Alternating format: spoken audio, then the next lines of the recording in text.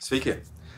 Kągi, turiu jums pasakyti, kad štai šią savaitę, trečiadienį, ketvirtadienį, Briuselyje buvo taip vadinamoji trumpoji Europos parlamento sesija, bet jinai nebuvo panašiai į trumpąją.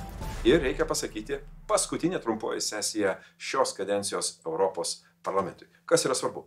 Iš tiesų, šią sesiją mes priėmėme daug svarbių dalykų, kurie, na, sakykime taip, liečia nebūtinai tik tai politinį, bet veikia mus kaip vartotojus, kaip ekonomikos subjektus. Ir tai yra labai susijęs su energetika, su žemės ūkiu ir panašiai. Pradėkime iš eilės. Pavyzdžiui, Europos parlamentas pritarė elektros reformai, elektros rinkos reformai, taip pat dujų sektoriaus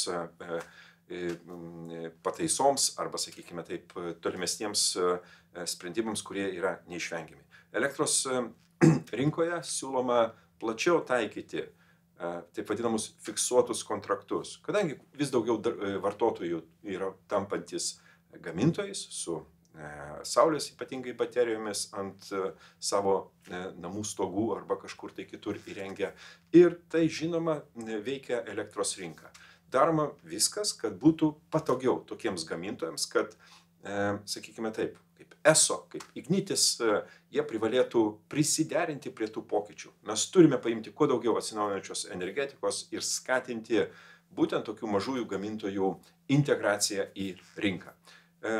Dujų sektoriuje labai gera žinia. Pagaliau ES pajudėjo prie bendrųjų pirkimų, kad geresnėm kainomis nusipirkti daugiau, geriau ir iš tikrųjų padaryti poveikį vartotojui.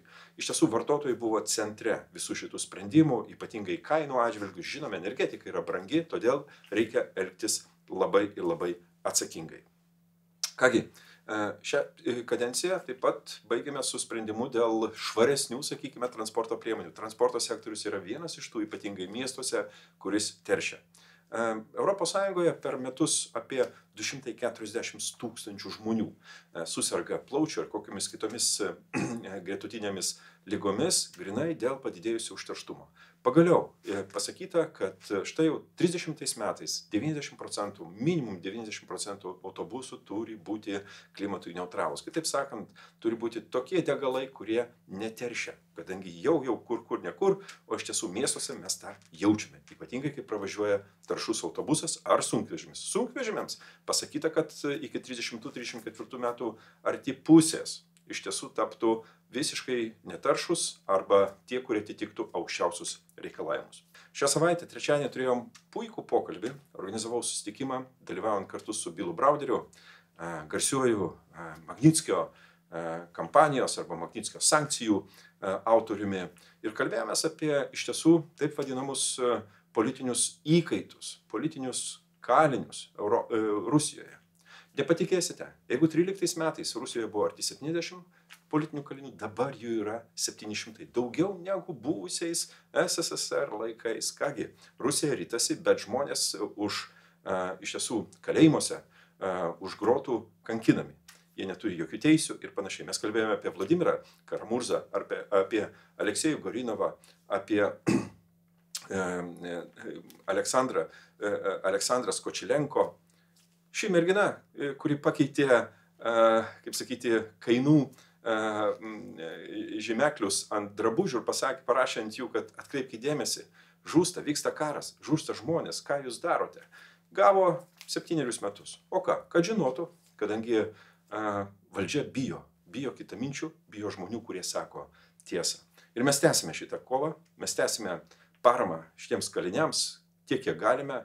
Ir tarp kitko reikia galvoti, kaip juos išlaisvinti, tai čia yra kita jau klausimo pusė. Kągi, šis savaitgalis bus labai įdomus. Penktadienį turime Kauno Vytauto Didžiojo universiteto botanikos sode sodinsime gražų medį iš Strasbūro, iš Alzaso, tai yra mūsų tęstinio projekto dalis. Vėliau vykstu į Alytų, kur šnekėsiuosi ir su moksleiviais, su aukštesniųjų mokyklų studentais, su visuomenė ir vėliau kelias į Žemaitiją, link Telšių. O kas tenai vyks, išgirsite vėliau. Kągi, puikaus jums savaitgalio.